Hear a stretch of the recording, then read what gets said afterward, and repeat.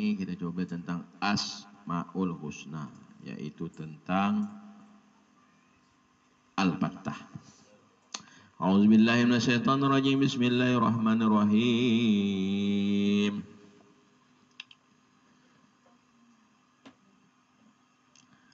Wa huwal fattahul alim.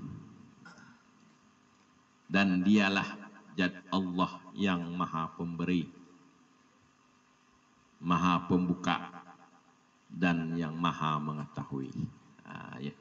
Kalau untuk bahasa singkatnya, kalau Al-Fattah itu artinya nama Allah Asmaul Husna, yang artinya yang maha pembuka.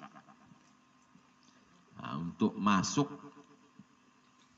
ke seterusnya, paham betul nih yang namanya Asmaul Husna ini, bagaimana cara meyakininya, macam mana cara mengisbatkannya. Karena dalam tauhid ini kan ada tauhid af'al, tauhid asma, tauhid sifat, tauhid zat. Nah, kalau tauhid asma ini kita ulang-ulang ya. Jadi nama-nama yang baik itu, yang pantas memilikinya itu hanya Allah Subhanahu wa taala. Ini dah. Kalau tuh yakin gitu, Muhaimin, namanya kan bagus tuh. Suhada, itu berarti milik Allah itu. Yang pantas hanya Allah Subhanahu wa taala yang punya ya.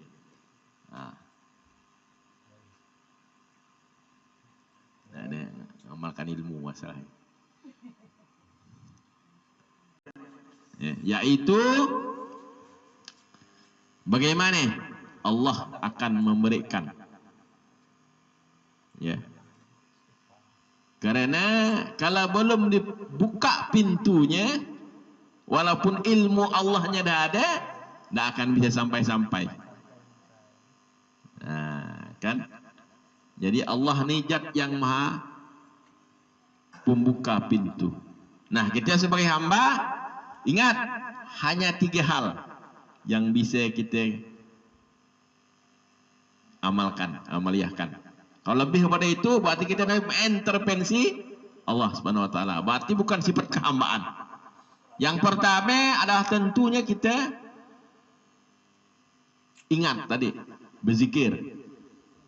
Apakah zikir yang baca Quran ke, zikir yang ta'awuz ke, ataupun zikir yang lam jalalah Allah ke, hu ke, la ilaha illallah ke, subhanallah wa bihamdi, subhanallahil azim, astagfirullahal azim, itu termasuk zikir. Yang kedua, berdoa. Nah, berdoa kan beda dengan makna zikir. Kalau berdoa nih, kita kan minta, mohon, karena kita ini sifatnya kurang. Nah, kita mohonlah kepada yang maha kaya, yaitu Allah Subhanahu wa taala. Tentu dalam doa ada adab dan ketentuan yang berlaku. Nah, dan yang ketiga adalah ikhtiar. Nah, usaha ikhtiar. Usaha ikhtiar itu terbagi 2. Ikhtiar yang sifatnya maknawi, yang zahir, inilah tadi doa tadi. Karena tidak melibatkan usaha ikhtiar, tapi untuk dalam. Tapi kalau berkehendak bisa jadi. Tapi kalau kita dudukkan di alam jasad, tidak boleh tidak. Karena mengurangi sebab. Contoh tentang ilmu tadi, karena Allah zat yang pembuka pintu ilmu. Nah, tentunya kan kita kan ada tuntunan suruh berzikir kita dulu. Ingat bahwa Allah yang hanya memiliki ilmu. Nah, dah ingat kita berdoa. Allahumma inna nas'aluka ilman nafi'ah. Kan? Nah, berdoa kita. Habis itu baru berusaha ikhtiar, carilah majlis-majlis ilmu. Soal nanti hasilnya serahkanlah. Pelajaran kita kemarin kan, tawakkaltu Allah. Serahkanlah kepada Allah. Nah, hanya sebatas itu ya. Nah, jangan sampai kita nanti ingatnya intervensi Allah. Doanya apa lagi? Maksud Tuhan. Nah, tiga lagi ikhtiarnya pun bersandarkan kepada kita jadi Tuhan. Nah, dah. Berarti kan dah sekutukan Tuhan jadinya. Ah, lengkap dah tu katanya. Ah, macam mana nak jadi hamba Allah yang hakiki? Nah, kan? Itu baru tentang ilmu. Nah, tentang rahmat. Bahwa Allah membuka pintu rahmat pun demikian juga. Hanya tidak bisa kita lebih dari tiga hal tadi itu. Satu, kita ingat kepada Allah yang mempunyai rahmat. Ya, ingat kita. Bahwa tidak ada yang lain itu. Berarti keyakinan itu. Kalau masih ada rahmat Kartolo ataupun rahmat Ban. Oh, ya, berarti belum putus keyakinan kita bahwa hanya Allah yang memberi rahmat. Rahmat ini kan dah tahu enggak kemarin tentang kalau surah luas kan rahmat Allah kan. Tapi kalau secara kasih sayang itu kan masih sifatnya masih enggak jelas. Ah, tapi kita dekatkan kemarin pemahaman tentang diri kita kan yaitu kebaikan. Ah, berarti kan kebaikan menyangkut dengan apa? Dengan apa kemarin tuh? Dengan nikmat Allah. Itulah berarti kita ingat dah itu. Berarti kita dituntut untuk berdoa karena Allah zat yang pemilik rahmat, untuk bukakan pintunya pun Allah. Nah, kita dekat-dekatlah dengan yang punya rahmat. Yaitu kita berdoa. Apa doanya kalau untuk dapat rahmat? Rabbana la tuzigh qulubana ba'da iz hadaitana wa hab lana min ladunka rahmatan innaka antal wahhab. Yo, itu tuntunan Nabi. Jangan cari doa yang lain. Macam tahtakul, antah dalam bakul, tahan tatak, tahan tukul, katanya kan. Badan barat jadi ampul. Jadikan itu. Itu salah itu. Nggak bi Rasulillah namanya. Doanya tadi seperti tadi. Kalau mau dapatkan cekar rahmat Allah tuh, kebaikan Allah, kasih sayang Allah tadi itu, banyak-banyak berdoa seperti tadi. Allahumma Rabbana tuzigh qulubana ba'da iz hadaitana wa hab lana min ladunka rahmatan innaka antal wahhab. Kan kita baca. Berarti amalan kita ini amalan yang dituntun oleh Rasulullah, bukan ngade-ngade. Yang ketiga adalah tentang bahwa zat Allah yang maha pembuka pintu rezeki. Ini bahkan cerita kemarin kita kan nyambung. Sampai ke ulat di lubang batu pun masih mendapat titipan rezeki dari Allah Subhanahu wa taala.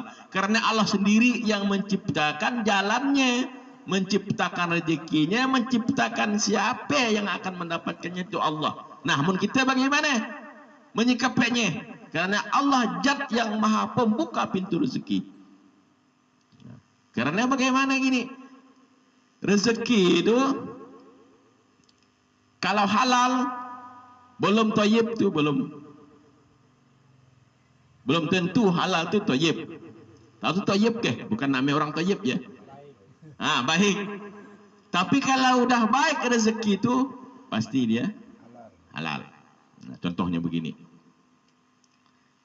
Kalau namanya pemulung ni, maaf jelah. Pemulung ni, kita cerita ni pemulung ni. Pekerjaannya kan bersimbaku dengan di situ kencing najis. Biasanya kan ada binatang kan, dia kan tak bersarung tangan, dia ambil.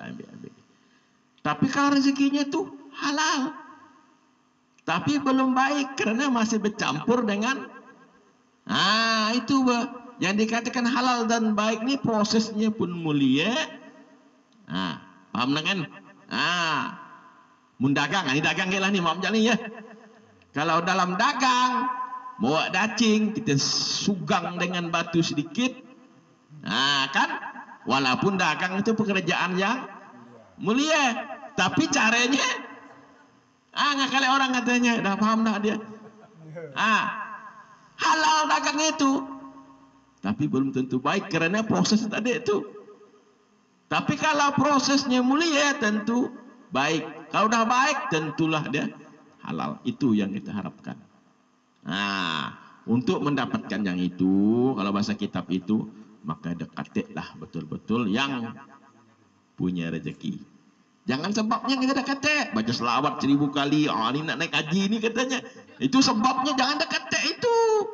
Dekat yang punya rezeki, yang punya Ka'bah, yang siapa dia? Allah Subhanahu wa taala. Bagaimana cara mendekatnya?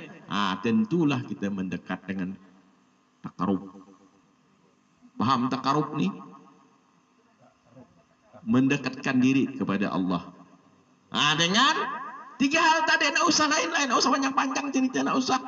1, ingat betul kepada Allah Subhanahu wa taala. 2, dengan berdoa. 3, dengan ikhtiar. InsyaAllah. Kalau tentang rezeki, ya, ini kita amalkan. Saya pun masih ngamal celang-celup. Belum bisa istiqomah. Cuma ini sebagai pelajaran kita bersama. Mudah-mudahan. Karena kata dalam kitab itu 120 hari berturut-turut ngamalkannya. Karena berdasarkan dalam perut kita ini 120 hari baru punya roh. Jadi namanya suluk tu kalau belum 120 belum matang, membuah belum ada, masih mantap. Makanya kalau orang biasa ngambil paket itu dia di bulan puasa. Kayak kalau puasa ini kan dah ada terikat dengan keadaan. Kalau musim ini kita ni sibuk mau baca pagi-pagi orang dah manggil lah untuk bacakan doa. Akhirnya baca pun tak lekak lah. Mikirkan nak makan ke sana kali. Hancur ya. Kan? Kembali kepada tadi, Allah Zat yang Maha Pemberi, ya, pembuka pintu rezeki. Jadi apa yang harus kita lakukan? 3 hal, ya. Karena begini, datang, ingat betul nih, ya, sama-sama kita ngamalkannya nih. Datang sahabat kepada Rasulullah, ya Rasulullah katanya, sementara ini aku nih katanya semakin surut, berdagang bangkrut, kebun pun bangkrut, mati, tanaman pun mati. Padahal pekerjaan yang paling abdul itu berkebun sebenarnya, daripada berdagang nih. Nomor 1 itu berkebun kata Nabi, baru berdagang. Habis itu nelayan, ikan pun tak mau dekat. Pokoknya bangkrut cumalah. Datang oleh Nabi. Jadi tentu orang itu nak minta apa? Minta solusi kan? Yang pertama itu tentulah Nabi ajarkan untuk tadarrub kepada Allah Ta'ala. Mendekatlah kepada Zat yang Maha Pembuka rezeki tadi. Dengan apa? Yaitu 1, dengan ingat betul, yakin betul bahwa yang hanya memberikan rezeki itu hanya, itu 1 pertama itu. Keyakinan tuh. Jangan lagi pulan bin pulan, itu kan asbab ya. Tapi yang pertama itu. Yang kedua adalah memang berdoa. Kalau kita kan enggak bekerja dulu baru berdoa, doanya lupa. Kalau tadi ingat tadi itu keyakinan ya. Kalau berdoa ini doa. Apa yang kita doakan? Bisa zikir, bisa ta'awuz. Tapi kalau Nabi ngajarkan hanya 2. Sedikit ya kita bocoran sedikit dalam ini nih. Karena ini pun amalan saya. Tapi kata guru saya, amalkan ya, walaupun Allah belum memberikan. Nanti satu saat pasti kalau ndak anak, cucu ataupun keturunan katanya. Contohnya kita sekarang aja katanya. Kita dapat makan santan kelapa katanya, tinggal di pasar, tinggal anak. Itu kan berkat doa-doa para aulia yang dulu katanya. Nah, kita jangan putus asa. Meskipun kita belum dapat menikmati hasilnya, bahasa manusia nanti suatu saat insyaallah kalau ndak anak cucu katanya. Ini amalkan. Apa kata Nabi? Baca subhanallah wa bihamdihi subhanallahil azim astaghfirullahal azim 100 kali setiap subuh. Yang kedua, baca la ilaha illallah hul malikul haqqul mubin 100 kali pun doa di waktu subuh. Ya itu aja. Itu untuk zikirnya. Kalau untuk doanya tadi, Allahumma inna nas'aluka ilman nafi'a wa amalan solihan wa rizqan halalan. Ah ini ajaran Nabi. Itu pun waktu subuh bacanya. Cuma motivasinya, presentasinya jangan nak minta kaya. Itu hanya ngikut perintah. Tadi itu perintah, junjung perintah aja. Karena itu kita salah satu ibadah, mengikut sunnahnya Rasul. Ini kan dah ada ingat, ada doa, barulah kita berikhtiar. Yang berdagang sate, cucuklah daging sate itu betul-betul. Jadi hitung betul-betul. Berdagang pakaian, betul-betul lah. Dagang topi, betul-betul lah. Karena dah ada niat tadi, zikirnya dah ada, doanya dah ada, aturlah langkah kaki. Bismillahirrahmanirrahim. Allah. Jadi jangan ada saya ragu-ragu. Kalau memang ada rasa bisikan-bisikan yang endak-endak, tanya hati-hati. Itu dari aku ke dari setan deh.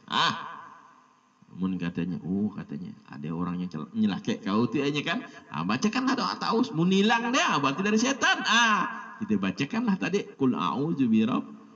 Ada ilmunya dah, tinggal amalkan je lagi. Nih ya. Inilah. Nah, bagaimana kesimpulannya tentang Al-Fattah? Setelah kita meyakini betul tadi bahwa Al-Fattah itu zat yang maha pembuka. Apakah itu pembuka rezeki, ilmu dan rahmat yang kita butuhkan, yang kita harapkan, maka timbullah adab dalam kehidupan kita sehari-hari. Adabnya tadi itulah yang 3 hal tadi itu. Semakin kita beradab, Allah makin kasih sayang. Kalau bagus bagaimanapun dalam mencari rezeki tidak punya adab, banyak dapat, belum tentu yang katakan baik. Halal sih halal. Karena kita tidak beradab. Bukan nikmat yang disukai Allah, yang diridai Allah, tapi dimurkainya. Membahasa tasawuf dilanjurnya, diulur-ulurnya. Dengan nikmat itu nanti kita makin, wah, lihat aku bikin kaya ini, makin lagak, makin sombong jadinya. Itu yang kita harapkan. Jadi insya Allah kalau dengan adab tadi kita dah betul tadi, dengan zikir kita, dengan doa kita, dengan ikhtiar yang sebaik-baiknya, inilah yang diharapkan. Itu adab untuk meyakini bahwa sifat Allah ini sifatnya Al-Fattah, yang maha pembuka. Nah, mudah-mudahanlah ya dengan pelajaran sedikit ini kita berharap betul bahwa karena Allah zat yang maha pembuka, dibukakanlah pintu yang baik-baik untuk kita. Dibukakan pintu ampunan, pintu rahmat, pintu ridho, dan pintu rezeki yang masih kita tidak tahu di mana rezeki kita ini. Amin ya rabbal alamin. Demikian ya yang dapat saya sampaikan. Kurang lebih saya mohon maaf atas segala berbagai kekurangan. Ini bukan nak menggurui nih. Ini kawan pelajarannya tinggi, ini dah sampai ke ke langit dah. Jadi atas sepertinya saya ucapkan terima kasih. Saya akhiri wabillahi taufiq wal hidayah war ridha wal inayah. Wassalamualaikum warahmatullahi wabarakatuh.